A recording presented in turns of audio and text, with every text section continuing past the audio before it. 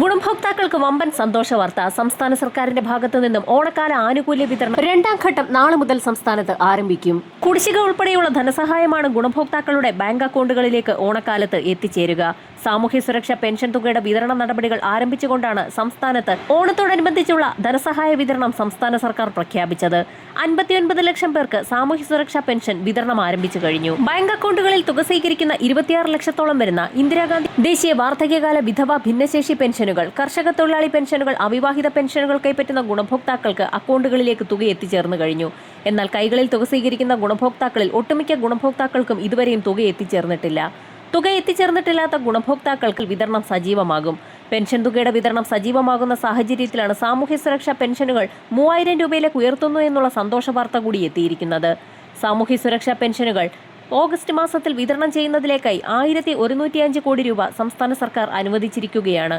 എന്നാൽ കേന്ദ്ര സർക്കാർ നൽകുന്ന വിഹിതം DBT സംവിധാനം വഴി ഗുണഭോക്താക്കളുടെ ബാങ്ക് അക്കൗണ്ടുകളിലേക്ക് എത്തിച്ചേർന്നിട്ടില്ല. 7 ലക്ഷത്തോളം വരുന്ന NSAP വിഭാഗത്തിൽപ്പെട്ട് പെൻഷൻ തുക സ്വീകരിക്കുന്ന ഗുണഭോക്താക്കൾക്കുള്ള കേന്ദ്ര വിഹിതം രണ്ടാം ഘട്ടമായി സംസ്ഥാന വിഹിതങ്ങളുടെ വിതരണത്തിന് ശേഷം ആരംഭിക്കുന്നതാണ്. സംസ്ഥാന വിഹിതം മാത്രം ചേർത്ത് തുക സ്വീകരിക്കുന്ന ഗുണഭോക്താക്കൾക്ക് പൂർണ്ണമായും തുക എത്തിച്ചേർന്നിട്ടുണ്ട്. ക്ഷേമനിധി ബോർഡുകൾ വഴി പെൻഷൻ തുക സ്വീകരിക്കുന്ന ഗുണഭോക്താക്കൾക്കുള്ള വിതരണവും സംസ്ഥാനത്ത് സജീവമായിട്ടുണ്ട്. സാമൂഹ്യ സുരക്ഷാ പെൻഷന് പുറമെ വിവിധ മേഖലകളിലേക്കുള്ള ആനുകൂല്യങ്ങൾ സർക്കാർ പ്രഖ്യാപിച്ചിരിക്കുകയാണ്. ആശ്വാസകിരണം പദ്ധതി പ്രകാരം ഗുണഭോക്താക്കൾക്ക് 600 രൂപ ലഭിച്ചുകൊണ്ടിരുന്നത് 1000 രൂപയാക്കി വർദ്ധിപ്പിച്ചിട്ടുണ്ട്.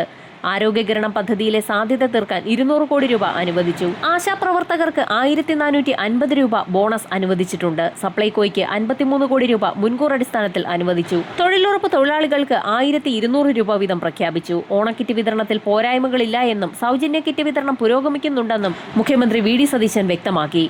75,875 കാർഡ് ഉടമകൾ ഇതിനോടകം ഓണക്കിറ്റ് കൈപ്പറ്റിയെന്നും അദ്ദേഹം വ്യക്തമാക്കി. തൊഴിലുറപ്പ് തൊഴിലാളികൾക്ക് 100 തൊഴിൽ ദിനങ്ങൾ പൂർത്തിയാക്കിയ 3.68 ലക്ഷം കുടുംബങ്ങൾക്ക് 1200 രൂപ വീതം ഉത്സവബത്ത നൽകാൻ 44 കോടി രൂപയും അയ്യങ്കാളി നഗര തൊഴിലുറപ്പുകാർക്ക് 1200 രൂപ നൽകാൻ 85 ലക്ഷം രൂപയുമാണ് അനുവദിച്ചിരിക്കുന്നത്. സംസ്ഥാനത്തെ LPG വിതരണ ഏജൻസികളിലെ ജീവനക്കാർക്ക് 2025-26 വർഷത്തെ ബോണസ് എക്സ്ഗ്രേഷ്യയായി 17,850 രൂപ നൽകാൻ ധാരണയായി.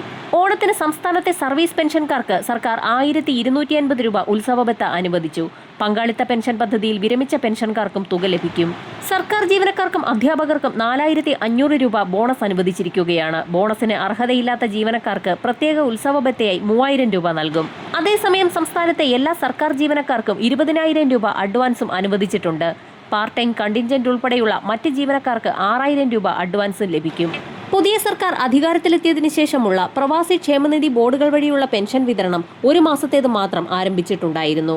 പെൻഷൻ തുക ഒട്ടുമിക്ക ഗുണഭോക്താക്കളിലേക്കും എത്തിച്ചേർന്നിട്ടുണ്ട്. ശേഷിക്കുന്ന 2 മാസത്തിലെ പെൻഷൻ കുടിശ്ശികയാണ്. ഓണം എത്തിയിട്ടും പ്രവാസി ക്ഷേമ പെൻഷൻ സർക്കാർ നൽകാത്തതിനെ തുടർന്ന് വിവിധ മേഖലകളിൽ നിന്നും പ്രവാസി സംഘത്തിന്റെ പ്രതിഷേധം ഉയരുകയാണ്. പെൻഷൻ കൃത്യമായി നൽകാത്തതിനെ തുടർന്ന് തിരുവോണ ദിനത്തിൽ സെക്രട്ടേറിയറ്റിന് മുന്നിൽ കഞ്ഞി വെച്ച് പ്രതിഷേധിക്കുമെന്ന് കേരള പ്രവാസി സംഘം ഇപ്പോൾ അറിയിച്ചിരിക്കുകയാണ്.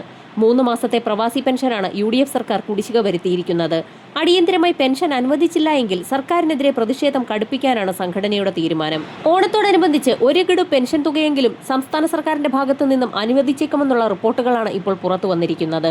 കൂടുതൽ മേഖലകളിലേക്കുള്ള ആനുകൂല്യങ്ങൾ ഉടൻ പ്രഖ്യാപിക്കും. വരും മണിക്കൂറുകളിലെ സർക്കാർ അറിയിപ്പുകൾക്കായി ചാനൽ സബ്സ്ക്രൈബ് ചെയ്യാൻ മറക്കാതിരിക്കുക.